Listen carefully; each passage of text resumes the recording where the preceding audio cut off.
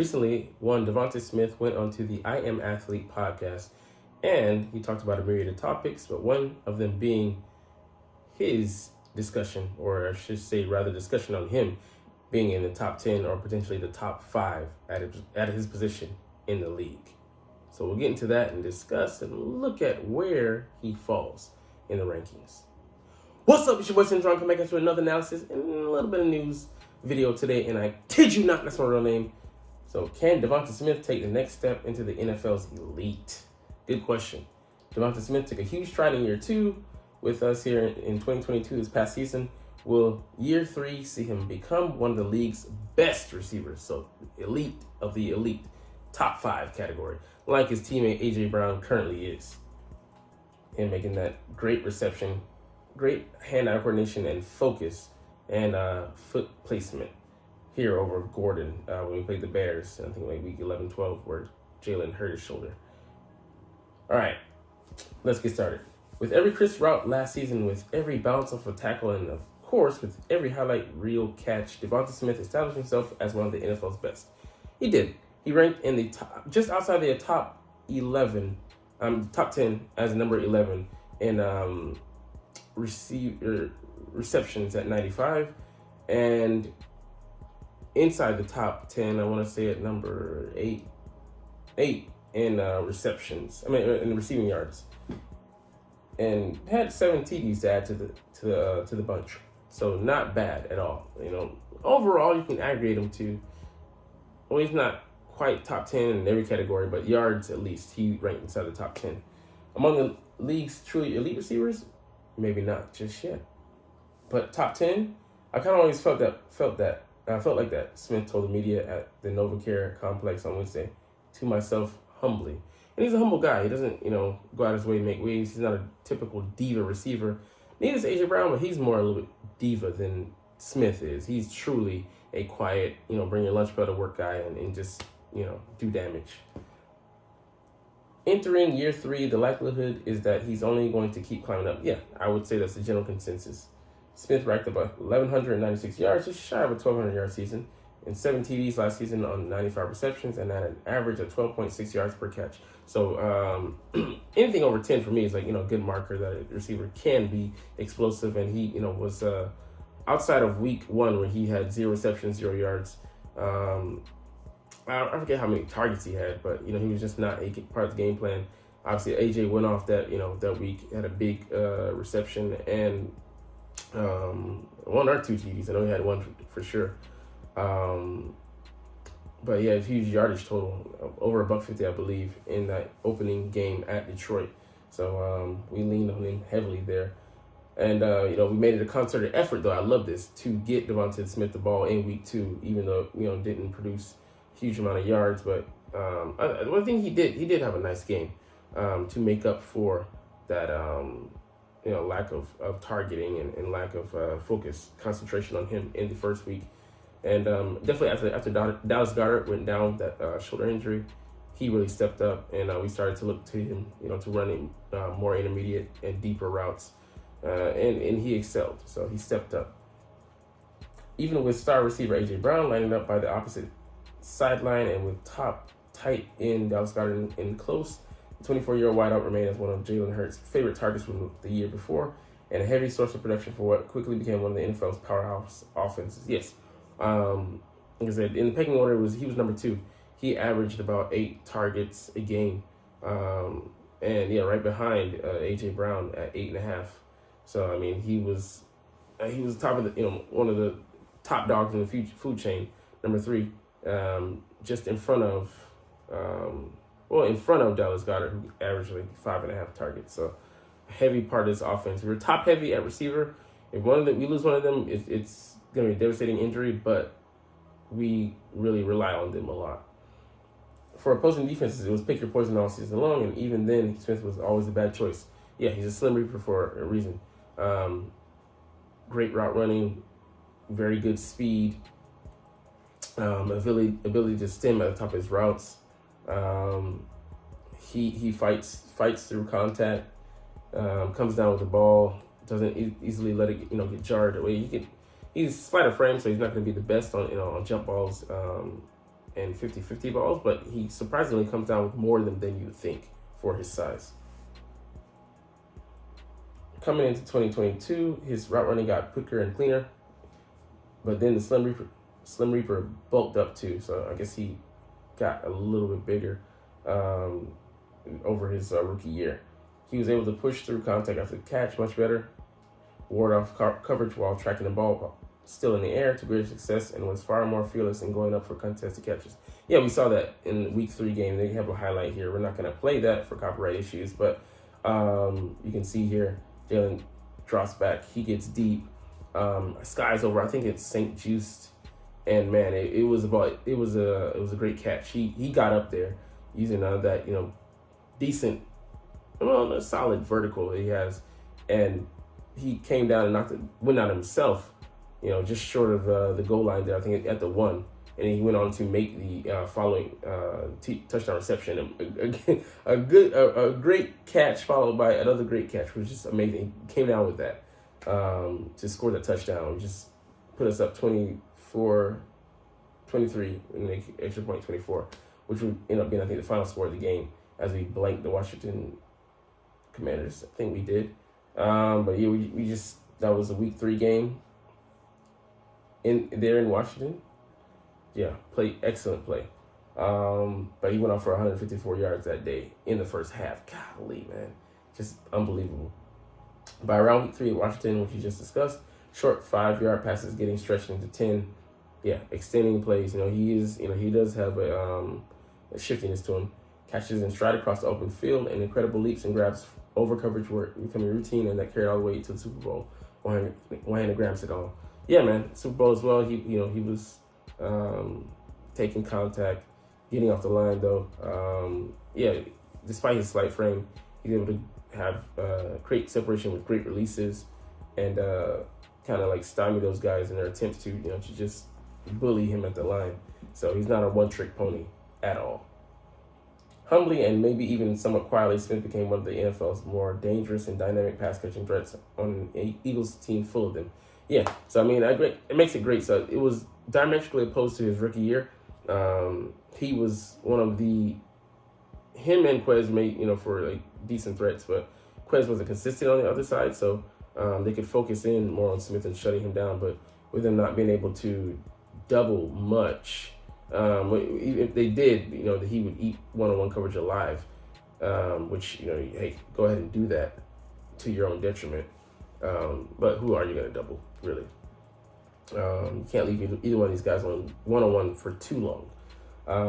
But also with Goddard coming over the middle of the field and him having the possibility to go deep. And then with this year, most likely is adding in pass receptions for the running backs, targeting them both in the short game and in like the misdirection game with screens and other different plays. It's going to make it even harder to defend these guys. So he's in a great position, a great spot on a great team with great players around him. So he doesn't have to shoulder the burden alone. And it just makes his job, and by way of that, him having great playing off of those guys, everyone else's job easier. I think he was the first to tell you that he has much further to go and so much more to do. I think as you go on and you just continue to raise your level of play, I think that comes into it, like I said, more understanding of the game and things like that. Smith said, that just being confident in myself and my abilities. I mean, I'm pretty sure you wouldn't have that many guys who come up here and probably don't think they're not. But yeah, just being confident in my abilities and raising my play. So yeah, he's not satisfied with the results that he got last year, and definitely coming up short in the Super Bowl by 3 points to the Kansas City Chiefs left a bad taste in his mouth, and by way of that him and his teammates, nobody came away from that game feeling like they arrived, and they left with even more a destituteness and a hunger to get back and to win a championship ring. And yeah, him and AJ talked about this offseason getting better, working on their crafts, working on their route running, working on their recognition of DBs and their stimming and their attention to detail throughout the routes, and running at different speeds throughout the route and giving different looks and different releases. And so there's so many caveats to their game that they can get better and they can improve in. And you better believe they're in the lab right now. So, I mean, they said it in the article, it made it just as much they didn't talk about what they were getting on. I'm speculating, but, just knowing what goes into the wide receiver craft. All of those things are on the table, and they just are not satisfied with where they are now.